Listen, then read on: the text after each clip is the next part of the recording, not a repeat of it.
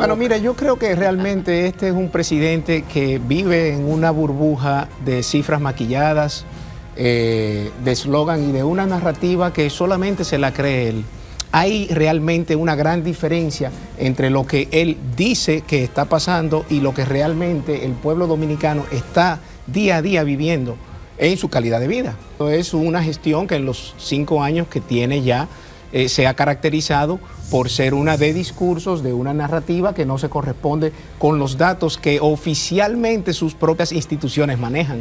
Que ya el gasto corriente del gobierno es más alto que los ingresos corrientes del gobierno. O sea, que esta es una gestión que se endeuda para pagar el día a día de sus operaciones. Aquí, lamentablemente, hemos caído en una gestión que es un barril sin fondo.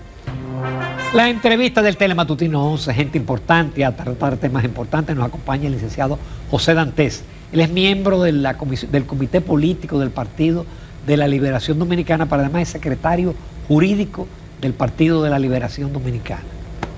Joven, prometedor en la política dominicana. Gracias, buenos días, José. Buenos días, José. Gracias, buenos días, Jacqueline, Ramón. Mucho gusto estar aquí, como siempre. No, y enhorabuena, porque si el presidente no va a la entrevista, hoy tuviéramos flojo de temas. Entonces, gracias al presidente y a la entrevista. Hoy tenemos muchísimos temas y yo sé que tú vas a querer abordar. ¿Por dónde tú quieres entrar al discurso, a la declaración del presidente? Adiós, por el bolsillo y por la Bueno, boca. mira, yo creo que realmente este es un presidente que vive en una burbuja de cifras maquilladas, de eslogan y de una narrativa que solamente se la cree él. Muy diferente al país que madruga, que trabaja y que sueña con echar para adelante. Porque cuando tú te das cuenta de los datos que él lanza, cuando él dice que sus políticas públicas han sido efectivas, eficientes y de calidad, que la inversión ha sido muy buena, realmente eso contrasta cuando tú pisas una escuela pública, un hospital o vas a un barrio, tienes que cruzar una calle que no tiene aceras o que tiene hoyos. O sea, hay realmente una gran diferencia entre lo que él dice que está pasando y lo que realmente el pueblo dominicano está día a día viviendo en su calidad de vida. Entonces yo creo que aquí hay una contradicción y esto no es algo nuevo, esto es una gestión que en los 5 años que tiene ya se ha caracterizado por ser una de discursos, de una narrativa que no se corresponde con los datos que oficialmente sus propias instituciones manejan. Ahora, Dantes, y todos los partidos y todos los presidentes no hacen lo mismo, es decir, defienden las políticas que aplican, resaltan los logros que ellos entienden que han sido positivos, y más en este caso que el presidente ha tenido que la economía poco, pero ha estado creciendo y que le han dado un espaldarazo internacional, le dan premios como figura destacada, sigue manteniendo sus niveles de popularidad.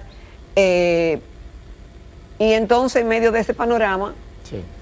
¿qué podemos decir entonces? Bueno, lo que se puede decir es que los presidentes usualmente hablan en función de lo que son sus gestiones de gobierno, los datos que hay. Lo que ocurre venden es siempre porque por ejemplo, siempre claro, eso sí, pero sustentado en datos que puedan ser verificables. Cuando el expresidente Medina, por ejemplo, que es el que le antecedió, te hablaba de la reducción de la pobreza, te hablaba de la revolución educativa, tenía hechos ahí para poderlo sustentar. Pero cuando un presidente dice, como él dijo ayer, y quiere presentarlo como un logro, que en esta gestión se han incorporado 4.300 aulas en 5 años, eso contrasta drásticamente con las 3.375 que cada año, del 2012 al 2020, se incorporaron, con toda la construcción que se hizo en esa gestión, que totalizaron 27.000 aulas. Y hoy, a 15 días del año escolar, pues lo que hay es una incertidumbre en miles de padres y madres de familia que hoy no tienen un cupo para sus hijos en las escuelas. O sea, la diferencia entre la narrativa está en que los presidentes la sustentan en función de hechos. Por sus hechos lo conocerán. Este presidente, la verdad, yo no sé en qué la sustenta, porque ni en los propios datos de sus instituciones, ni del Banco Central, él fundamenta lo que él dice en esa burbuja que solo vive él. Y la parte eléctrica, que nosotros lo comentamos ahí, Sí. es un gran problema. Es decir, no es un problema de este gobierno, nosotros arrastramos un problema eléctrico desde la época de Balaguer. Claro. De Julio Sauri, que decía que una chichigua. Sí. Tú no habías nacido, seguro. No, pero yo lo leí. Oye, Sí. que una chichigua fue lo que provocó el apagón. Sí. Y seguimos con los problemas, con los apagones. Claro, porque vuelvo... Y la carga que significa el subsidio eléctrico, el subsidio eléctrico es el 30% del déficit que tiene el gobierno. Totalmente, o sea, ese es otro elemento, ese es otro de los sectores en lo que se ha retrocedido en estos 5 años, porque al 2019 las pérdidas prácticamente totalizaban un 30.6%, creo, pero hoy día andan por un 40%. Entonces, ¿dónde ha estado la supuesta inversión que se ha hecho en el sector eléctrico para mejorar las redes de distribución, si ya no es un problema de generación? Entonces, ¿dónde están? Bueno, lamentablemente la inversión ha sido en clientelismo político, en aumentar el gasto corriente de las EDES, que fue una de las promesas de campaña, una de las tantas que él hizo y que no ha cumplido, que fue que la mejoría del gasto público. A ver, aquí hay que tener algo realmente muy presente. Las 3 promesas fundamentales que este presidente hizo a los fines de granjearse el apoyo de la clase media y de muchos sectores de la vida nacional fueron 3. La lucha contra la corrupción, ¿no? Que en este caso, si bien es cierto que se han llevado una serie de investigaciones, no es menos cierto que todo se ha focalizado hacia un sector político. O sea, que no se ha cumplido realmente con una lucha contra la corrupción que sea integral. 2, una mejoría del gasto corriente, del gasto de inversión y del gasto corriente también. Ahora, ¿qué ocurre? Nosotros tenemos un gobierno cuya inversión pública, el gasto de inversión pública es de 2.2 del PIB, es la más baja en los últimos, ¿qué? 20, 25, 30 años. Y hay gente que habla de hasta 50 años.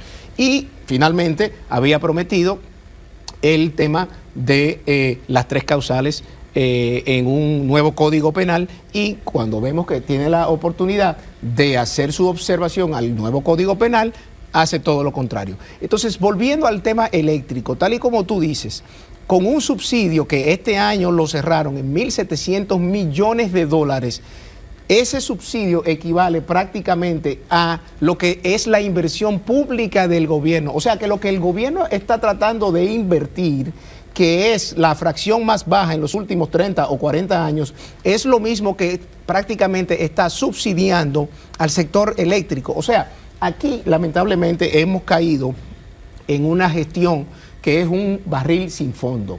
Muchos economistas, incluyéndote, muchos economistas destacados, han estado justamente señalando que ya el gasto corriente del gobierno es más alto que los ingresos corrientes del gobierno. O sea, que esta es una gestión que se endeuda para pagar el día a día de sus operaciones. Y eso era algo que no se veía ¿desde cuándo? Desde el COVID. Y antes de eso... Mira, Andy Daojar hizo un trabajo. Sí, excepcional. Que lo cogió desde Balaguer. Sí.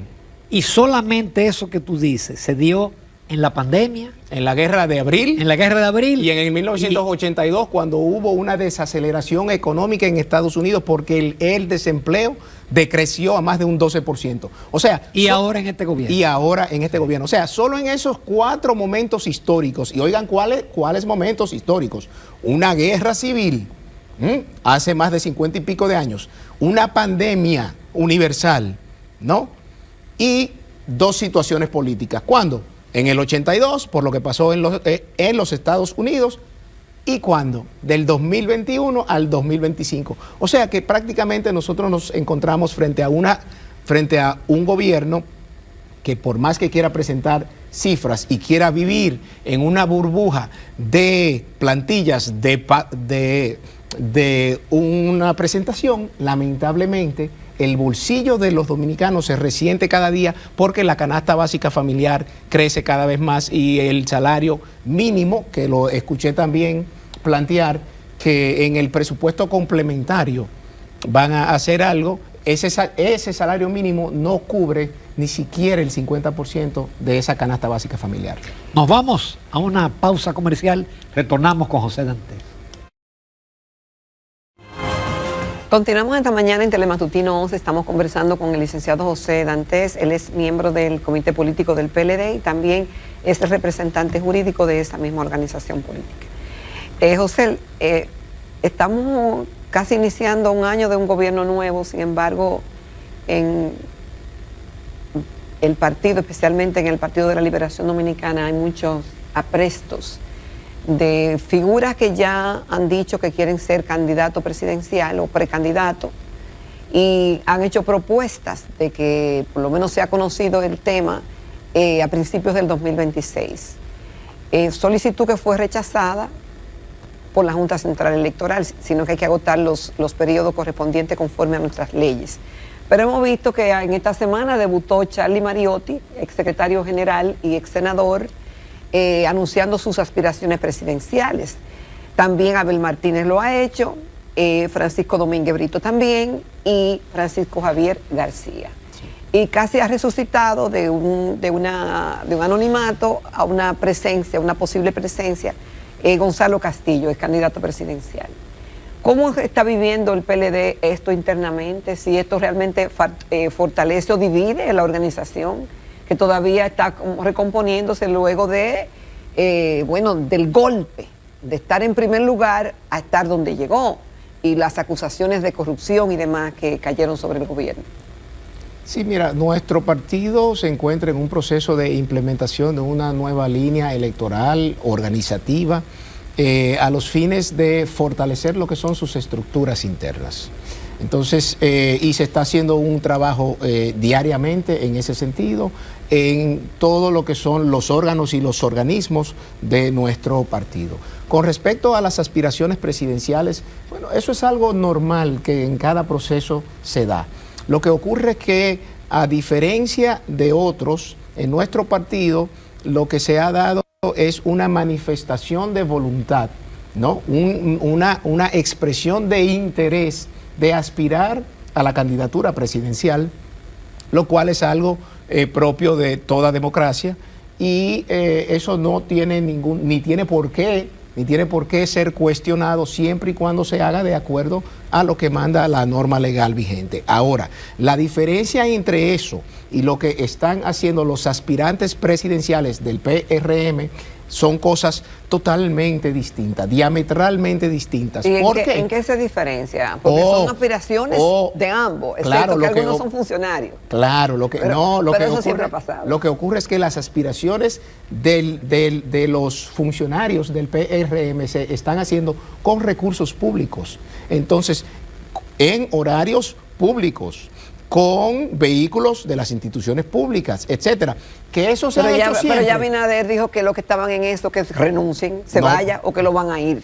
Pero Abinader, eso se ha hecho siempre. Claro, pero lo que Abinader dice justamente es lo que hemos estado criticando, que él dice una cosa y hace otra. Lo hizo con las 3 causales, lo ha hecho. A ver, ¿por qué él dice ayer que está explorando la necesidad de una reforma fiscal si la sociedad así lo consiente? Si él es el mismo que vive diciendo cada mes o cada semana que los chelitos rinden. Entonces ahí hay una contradicción. Cuando a usted le rinden los chelitos, usted no tiene que buscar prestado ni tiene que tratar de sacarle dinero de los bolsillos o más dinero al pueblo dominicano. Entonces nuestro partido está concentrado en fortalecer lo que es su línea electoral y organizativa, en transformar las estructuras para estar en capacidad de, independientemente quién resulte el candidato o la candidata presidencial nuestra para las elecciones del 28, pues que pueda contar con un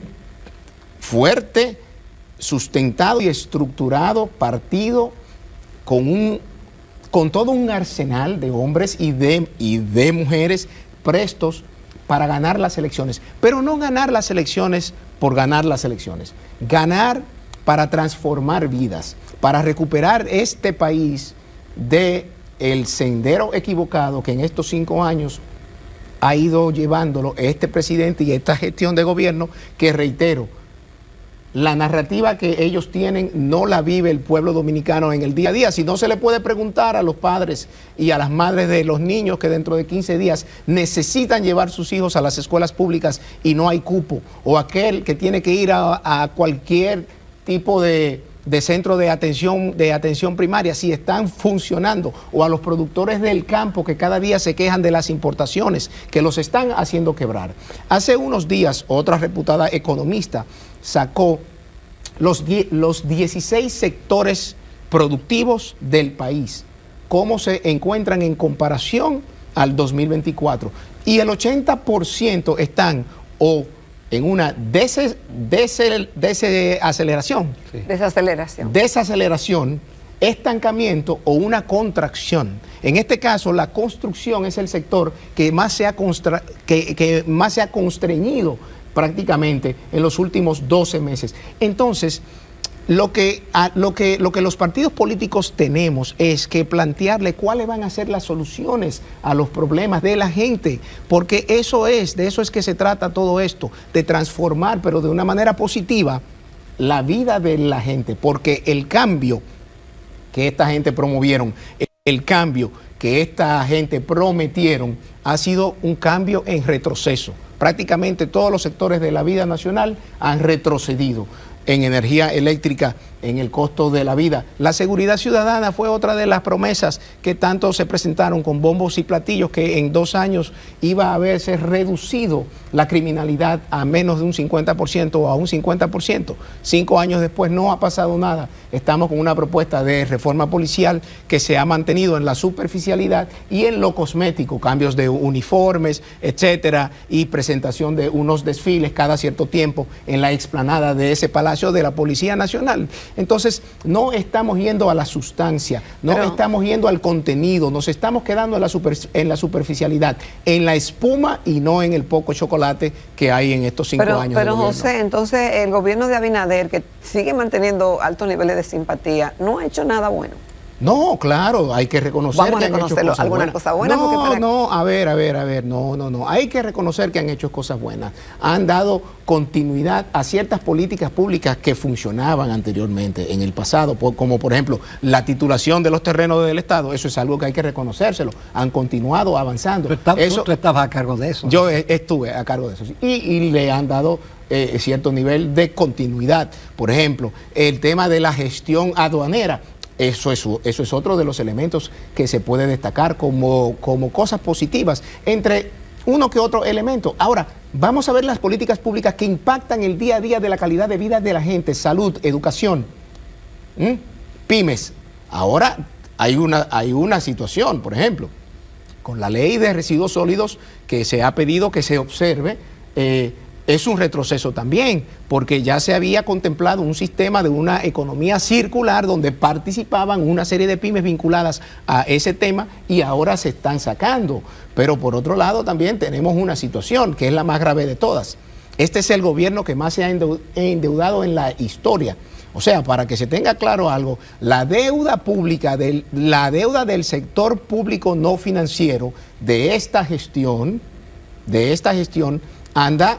Es decir, del gobierno. Exactamente, anda por encima de los 29,000 millones de dólares, a un promedio, creo que era uno de ustedes que lo estuvo comentando, de 370 millones de dólares mensuales. Pero los 8 años previos, la deuda del sector público no financiero fue de 19,689 para un promedio de 205 millones de dólares mensuales. O sea, este es el gobierno que más dinero ha tomado prestado. Este es el gobierno que más dinero ha recaudado y ha tenido en un presupuesto nacional, pero vaya contradicción, es el que menos ha invertido en gastos de capital, pero es el que más ha invertido en gasto corriente, que no se representa en un retorno que beneficie ni al propio gobierno ni a la gente. O sea, hay una dificultad aquí que por alguna razón no se está presentando de la manera que realmente es. ¿Se deberá eso a que parte de ese gasto corriente, parte de ese gasto superfluo es de publicidad y por vía de consecuencia no se está dando a conocer la realidad? Yo creo que el que sea presidente o sea presidenta a partir del año 2028 va a encontrar un país en unas condiciones económicas muy sensibles, y vamos a tener que reencauzar la gestión a los fines de poder recuperar la economía, porque la proyección de crecimiento que ellos habían hecho a un 5% en el año, en estos 6 meses prácticamente han cerrado en 2.3. Aparentemente en estos próximos 4 meses, pues va a ser un poquito mayor y vamos a acabar cerca de un 3%, cuando se estaba proyectando un 5% de crecimiento, que era el crecimiento sostenido que había tenido nuestro país, mínimo 5% desde los últimos 20 y pico de años. Ahora vamos a estar